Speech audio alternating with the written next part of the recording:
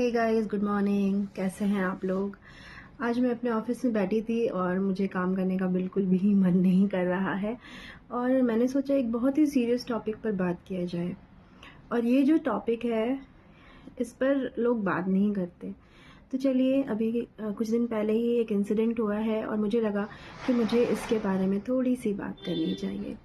तो हम बात करते हैं आज राइट टू डाई पर। What is right to die? हमारे कंट्री में राइट टू डाई यानी कि अप मौत का अधिकार, अगर हम इसके हिंदी में कहें तो ये है मौत का अधिकार। हमारे कंट्री में ये इलीगल है और इस मौत राइट टू डाई के दो पहलू हैं और हम इन दोनों पहलुओं पर बात करेंगे। अगर हम किसी भी इंसान को मौत का अधिकार देते हैं तो इसका मतलब ये है कि या वो अपनी लाइफ को एंड कर सकता है और अपनी मर्जी से अपनी लाइफ को एंड कर सकता है। और कोई भी इंसान अपनी मर्जी से अपनी लाइफ को एंड कब करना चाहता है? दो केसेस होते हैं ऐसे। एक तो वो बहुत डिप्रेशन में है, बहुत सफरिंग में है, उसको कुछ समझ में नहीं आ रहा है और वो क्विक डिसीजन लेता है और वो सुसाइड कर लेता है। ये पहला। और दूसरा कि किसी इंसान को बहुत ही सीरियस डिजीज़ है या कोई ऐसा डिजीज़ है जो कभी ख़त्म नहीं होगा और उसको पता है कि वो मरने वाला है, but that person is suffering. ठीक है, और उसका सफरिंग इतना ज़्यादा है कि उसको लगता है कि ज़िंदगी से अच्छा तो मौत है, चलो मर जाते हैं।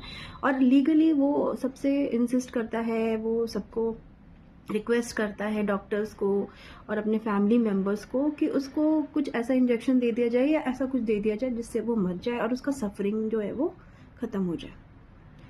ऐसा भी मतलब ये राइट टू डाई में, मौत के अधिकार में, ये भी प्रोविज़न आता है।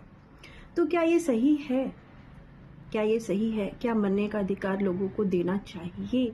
अगर वो बहुत ज़्यादा सफरिंग में है तो क्या वो अपनी ज़िंदगी को अंत कर सकते हैं? अगर सेकंड केस देखा जाए जहाँ पर बहुत ज़्यादा ही सफरिंग है, बहुत ज़्यादा ही पेन है, तो वहाँ पर हम इसको कंसिडर कर भी लें। पर जो पहला केस है, जो मैंने कहा सुसाइड, ठीक है, तो क्या लोगों को सुसाइड करना सही है? भी कुछ दिन पहले, 2-3 दिन पहले खबर आई, एक लड़की है, बहुत ही यंग सी लड़की थी, हमारे जान पहचान की, उसने सुसाइड कर लिया। 5 घंटे पहले उसने स्टेटस लगाया, सबने उसकी स्टोरी देखी है और अचानक से न्यूज़ आया कि उसने सुसाइड कर लिया।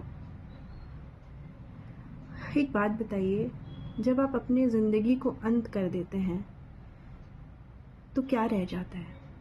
सबसे पहला एक सस्पेंस कि आखिर उसने ऐसा क्यों किया, ऐसा क्या था, ऐसी क्या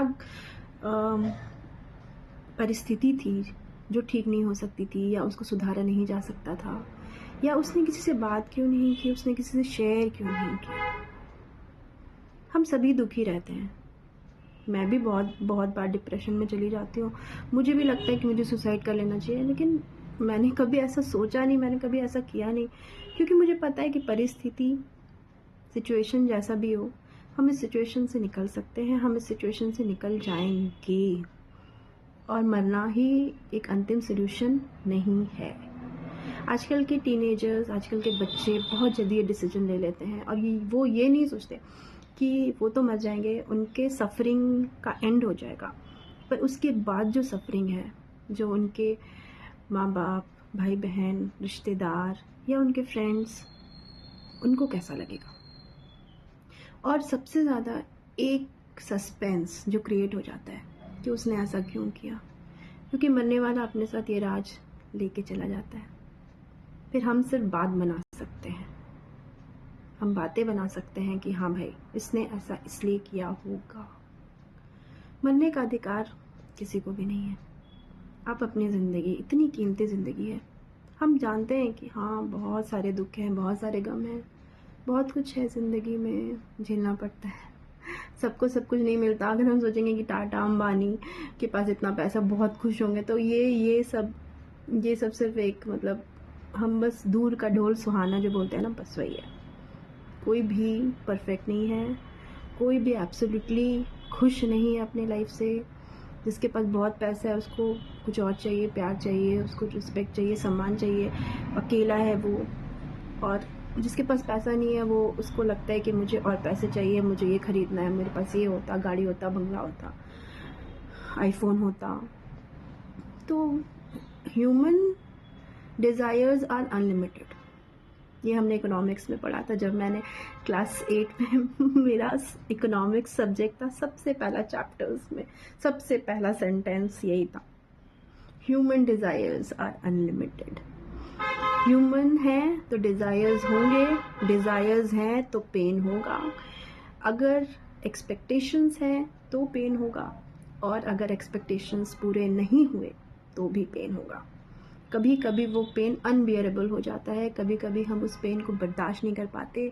तो आप क्या कर सकते हैं, आप शेयर कर सकते हैं, है ना। हम कभी कभी कुछ लोगों का स्टेटस देखते देखते इतना सैड स्टेटस इसने लगाया है, अरे ये पागल है, ये रोते रहता है। लेकिन यार मैं बता रही हूँ, अगर आप किसी के साथ शेयर नहीं कर सकते ना अपने प्रॉब्लम्स को, तो आप स्टेटस लगाओ, आप शेयर करो, आप दुनिया के साथ शेयर करो, सोशल मीडिया के साथ शेयर करो, आप भगवान के सामने जाके रहो, आप कुछ भी करके शेयर करो, अपने आप को हल्का करो, लेकिन प्लीज़ सुसाइड मत करो यार। You don't have the right to die. I don't think so that anybody deserves to die like this. हम सभी बहुत अनमोल हैं और हम सभी एक दूसरे के लिए हैं। आप बात करो एक दूसरे से, पर मरना इज़ नॉट अ सोल्यूशन। और मुझे लगता है कि गवर्नमेंट को भी कभी राइट टू डाई लीगल नहीं करना चाहिए मेरे हिसाब से। आपको क्या लगता है?